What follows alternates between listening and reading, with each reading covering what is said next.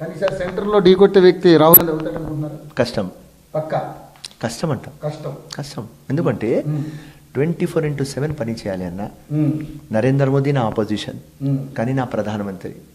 ఆ ప్రధానమంత్రితో నేర్చుకుంటా నేను ఒకటి ఏమంటే, ఒక్క హాలిడే కూడా తీసుకోలేదు.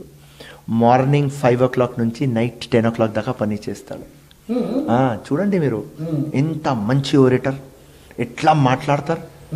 సబ్జెక్ట్ అమెరికా పోని, లండన్ పోని, హిందుస్థాన్ ఆ జెండా ప్రౌడ్నెస్ పెడతాడు.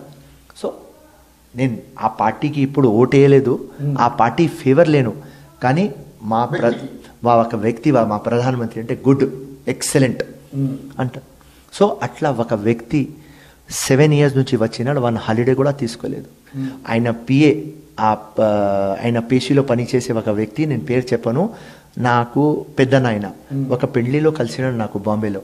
సో నేనన్నా మీ ప్రధానమంత్రి టైంపాస్ ఏమంటే 10 o'clock or 9:30 టైంలో ప్రధానమంత్రి ఆఫీస్ నుంచి ఇట్లా బయట వచ్చి 2 minutes కోసం టీ తాగి పోతాడు అన్న.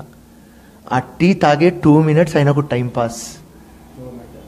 సో అట్లాంటి వ్యక్తికి ఢీ కొట్టాలి అంటే ఆ క్వాలిటీ ఆపోజిట్కి రావాలి.